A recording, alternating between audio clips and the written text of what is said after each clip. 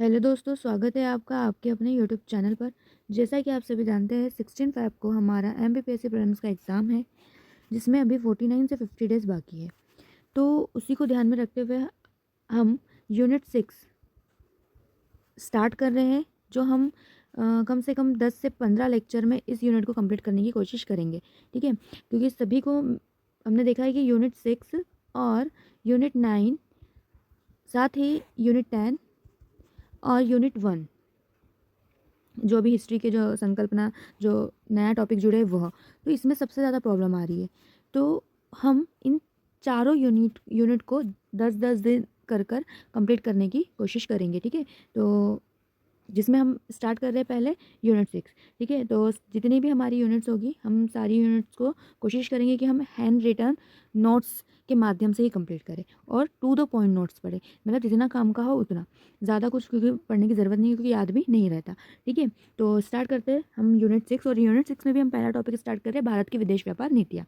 ठीक है, तो विदेश व्यापार नीति से क्या समझते हैं? पहली बात तो ये, विदेश व्यापार नीति से मतलब ये कि एक देश का दूसरे देश से या अन्य देश से क्या होना, वस्तुओं सेवाओं का आयात या निर्यात किया जाना। यही होता है व्यापार में कि यहाँ हमारे यहाँ से कोई वस्तु हम बाहर भेजेंगे, वहाँ से कोई वस्तु यहाँ मंगाएंगे, सेवा का आयात करेंगे या सेवा का निर्यात करेंगे। तो उससे रिलेटेड, उससे संबंधित जो भी नीति, आयात और निर्यात से संबंधित जो भी नीति बनाई जाएगी वो क्या कहलाएगी? विदेश व्यापार नीति कहलाएगी। ठीक है, अब इसके बाद ऐसे पूछ सकते हैं आपसे कि विदेश व्यापार नीति का उद्देश्य क्या होगा? तो क्या उद्देश्य होगा कि आयात को कम करना, निर्यात को बढ़ाना, जिससे क्या हो, हमारा भुगतान संतुलन बना रहे।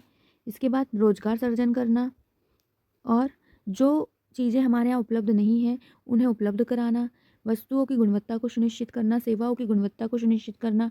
ठीक है, तो ये सब और भी कई हमारे क्या होते हैं, उद्देश्य होते हैं इस नीति को बनाने के। इन सभी उद्देश्यों को ध्यान में रखकर हम क्या करते हैं? विदेश व्यापार नीति बनाते हैं। ठीक है, तो ये लिखा है कि भारत में विदेश व्यापार के कुशल प्रबंधन के लिए तथा निर्यात आयात हेतु बनाई गई नीति आयात निर्यात नीति या विदेश व्यापार नीति कहलाती है।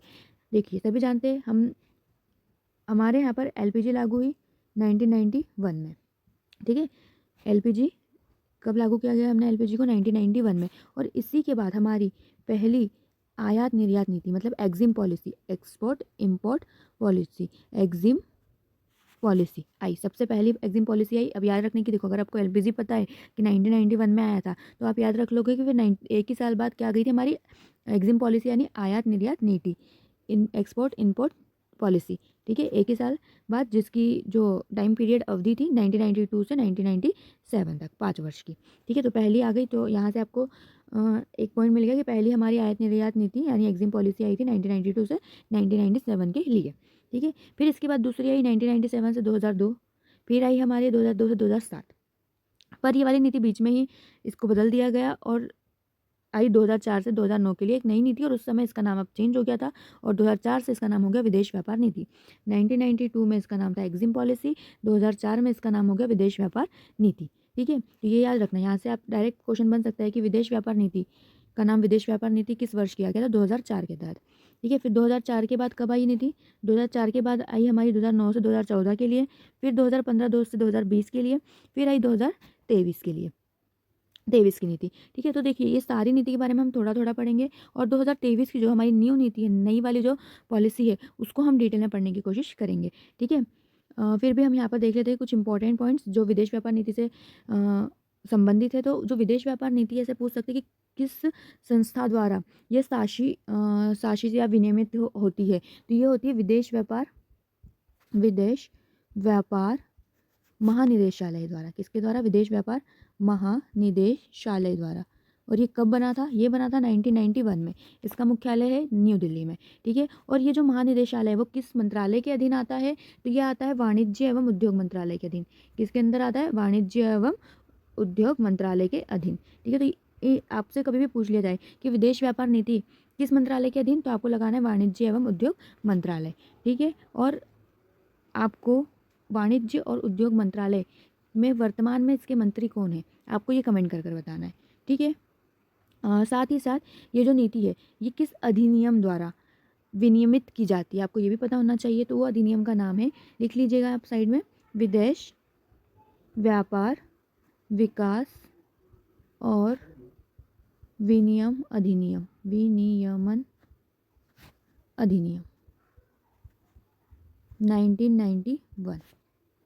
1992, ठीक है। कब? 1992 में आया था, ठीक है। तो ये हो गया हमारा, कितनी नीति है टोटल? देखिए, विदेश व्यापार नीति 1 2 3 4 5 6 और 7, और सबके हमको ईयर याद होने चाहिए। इसके बाद देखते हैं हम कुछ इंपॉर्टेंट पॉइंट। निर्यात उत्कृष्टता वाले शहरों में मध्य प्रदेश के 2 शहर हैं, इंदौर और देवास।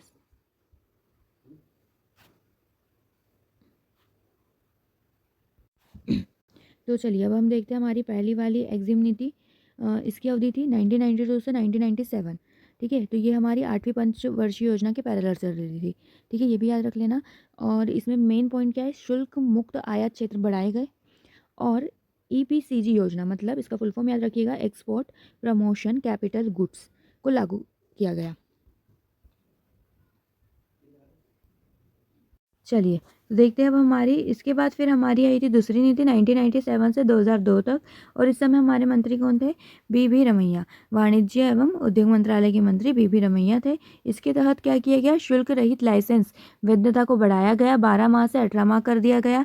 साथ ही इस नीति का लक्ष्य क्या रखा गया कि 2002 तक व्यापार को 100 अरब डॉलर का हमको निर्यात करना है, ठीक है। नेक्स्ट है, फिर हमारी दूसरी नीति आई 2002 से 2007 तक के लिए। इसके तहत पहले तो इसमें मेन ये याद रखेंगे, मंत्री थे मुरासोली मारन, और इसके तहत कृषि संबंधी निर्यात के महत्व को बल दिया गया।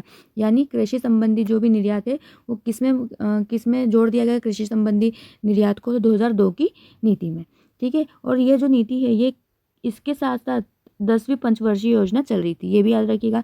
जैसे हमारी 1992 से 1997 तक कौन सी पंचवर्षीय योजना थी? 8वीं। वैसे ही 2002 से 2007 तक कौन सी पंचवर्षीय योजना पैरेलल चल रही थी? तो 10वीं पंचवर्षीय योजना। फिर आई हमारी 2004 से 2009 की नीति, और इसका नाम क्या बदल दिया हमने? पहले हमारा नाम था एक्सपोर्ट इंपोर्ट पॉलिसी, मतलब आयात निर्यात नीति। अब हमने नाम बदलकर 2004 में क्या कर दिया? विदेश व्यापार नीति। क्या कर दिया? विदेश व्यापार नीति। और इसकी घोषणा की थी उस समय मंत्री थे श्री कमलनाथ जी, ठीक है। इनका नाम याद रखिएगा। फिर इसके तहत क्या किया हमने? तो हमने निर्यात को बढ़ावा देने के लिए टारगेट प्लस प्रोत्साहन योजना लाई, ये याद रखिएगा। इसमें लिखा हुआ नहीं है, आप लिख लीजिएगा। टारगेट प्लस योजना किससे संबंधित है? टारगेट प्लस योजना संबंधित है निर्यातकों के लिए, ठीक है। निर्यातकों से संबंधित योजना, और किस नीति के तहत आई? तो विदेश व्यापार नीति 2004 से 2009 के मध्य इसको लाया गया, मतलब घोषणा की गई। कौन सी योजना? टारगेट प्लस प्रोत्साहन योजना, ये याद रखिएगा। फिर इसके बाद आप ये भी याद रखिएगा कि मुक्त व्यापार को बढ़ावा देने के लिए हमने free trade and warehousing zones बनाने की घोषणा भी की गई इस नीति के तहत, ये भी याद रखिएगा।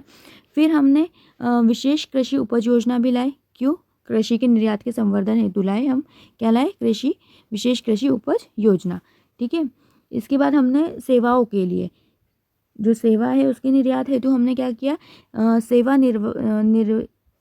निर्यात संवर्धन परिषद का गठन किया जाएगा, इसकी बात कही गई इस नीति में। क्या बनाएंगे हम? सेवा निर्यात संवर्धन परिषद, किस नीति में? 2004 से 9 की नीति में, ठीक है। टारगेट प्लस क्या था? तो टारगेट प्लस निर्यातकों के लिए था, एक योजना है, किसके लिए? निर्यातकों के लिए, ठीक है। फिर इसके बाद हम एक और स्कीम लाए, सर्व्ड फ्रॉम इंडिया स्कीम। वही पूछा जाएगा कि किस नीति के तहत आई ये वाली योजना भी? तो योजना भी आई हमारी विदेश व्यापार नीति 2004 से 2009 के मध्य, ठीक है। तो इतने पॉइंट्स आपको याद रखने हैं।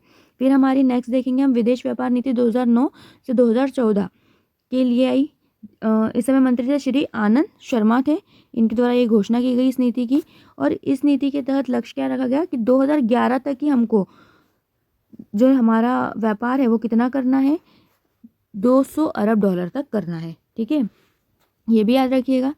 बस यहाँ पर इंपॉर्टेंट पॉइंट यही है। और साथ ही इसके तहत हमने क्या बनाया? कौन सी योजना लाया? एक्सपोर्ट क्रेडिट गारंटी कॉरपोरेशन योजना, ठीक है। तो इसका फुल फॉर्म याद रख लीजिएगा, एक्सपोर्ट क्रेडिट गारंटी कॉरपोरेशन योजना, किस नीति के तहत? 2009 से 2014 के तहत। फिर आती है हमारी नेक्स्ट विदेश व्यापार नीति 2015 से 2020। इसकी घोषणा की थी इस समय मंत्री श्रीमती निर्मला सीतारमण जी थी। और इस समय मेनली 2015 में आप सभी जानते हैं make in India, digital Bharat mission, तो ये सारे अभियान कहीं ना कहीं इस समय स्टार्ट हो चुके थे और इसके तहत डिजिटलाइजेशन, कंप्यूटरीकरण को बढ़ावा दिया गया और कागज रहित जो कामकाज है इस पर बल दिया गया कि जो काम है वो हमारा कागज रहित किया जाएगा। और लक्ष्य रखा गया कि 2020 तक हम क्या कर लेंगे, 90 अरब डॉलर का निर्यात कर लेंगे। पर आप सभी जानते हैं कि 2020 में कोरोना आने के कारण इस नीति का टाइम पीरियड 2023 तक कर दिया था। ठीक है, फिर 23 के बाद हम नई नीति ले आए, कोरोना की वजह से इसका टाइम बढ़ा दिया गया था और कहीं ना कहीं हम हमारे लक्ष्य को प्राप्त नहीं कर पाए। 900 अरब डॉलर के निर्यात की जगह हमने कितना लक्ष्य हासिल किया, 760 अरब डॉलर का निर्यात लक्ष्य शायद हमने प्राप्त कर लिया था। एक बार आप इसे चेक कर लीजिएगा, वैसे 760 ही है। ठीक है, फिर इसके बाद इसके तहत और क्या प्रावधान किया गया था कि व्यापार भागीदारी 2% से 3.55% करना। ठीक है, इस नीति के तहत ये प्रावधान भी किया गया।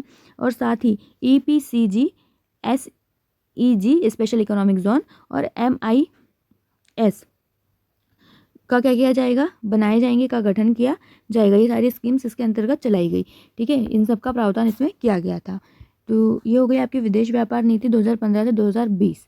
ठीक है, तो आपको क्या याद रखना है, अगर हम शॉर्ट में देखें तो आपको याद रखना है कि पहली नीति कब आई, 1992 से 1997। इस समय इसका नाम था एग्जिम पॉलिसी। यह नीति किस निदेशालय के द्वारा नियमित की जाती है, शासित की जाती है, तो विदेश व्यापार महानिदेशालय के द्वारा। ठीक है, किस मंत्रालय के अधीन आता है वो आता है वाणिज्य एवं उद्योग मंत्रालय के अधीन।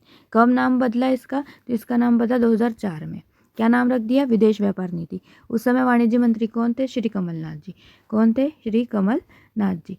किस नीति के तहत, किस नीति के अंतर्गत कृषि निर्यात को बढ़ावा दिया गया, तो 2002 से 2007 तक की नीति के अंतर्गत कृषि निर्यात को सर्वप्रथम क्या किया गया, महत्व दिया गया।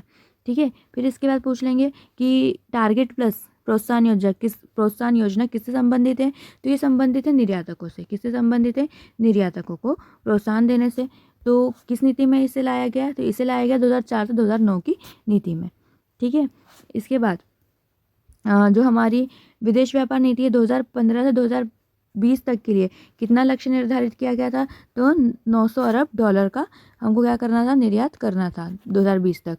पर क्या हम इसे पूरा कर पाए, तो नहीं, कोरोना की वजह से हम नहीं कर पाए। हमने कितना किया, 760 अरब डॉलर तक निर्यात का लक्ष्य को पूर्ण किया। ठीक है, इस अवधि को कब तक बढ़ा दिया गया था, 2023 में। फिर 2023 में हम नई नीति लाए। ठीक है, तो ये कुछ बेसिक चीज़ें आपको याद होनी चाहिए। इसके बाद आती है हमारी 2023 की नीति, व्यापार नीति, जिसके कुछ 4 स्तंभ प्रमुख है। जैसे पहला स्तंभ है छूट में प्रोत्साहन, दूसरा स्तंभ सहयोग के माध्यम से निर्यात संवर्धन, तीसरा स्तंभ व्यापार करने में सुगमता, लेन देन की लागत में कमी और पहल, चौथा कॉमर्स निर्यात हब के रूप में जिलों का विकास, कॉमर्स नीति को सुव्यवस्थित करना। ये इसके 4 स्तंभ है। ठीक है, तो इस नीति के बारे में हम डिटेल हम अपने नेक्स्ट लेक्चर में मतलब नेक्स्ट वीडियो में कंप्लीट करेंगे। ठीक है, जब तक आप इन सारी पॉलिसीज़ को लिखिए, इसके नोट्स बनाइए। ठीक है, तो मिलते हैं फिर हम हमारे नेक्स्ट वीडियो में हमारी नेक्स्ट नीति के साथ, और इसको हम कर लेंगे हमारे अगले लेक्चर में पूरी कंप्लीट। चलिए, तो फिर मिलते हैं हम हमारे नेक्स्ट वीडियो में।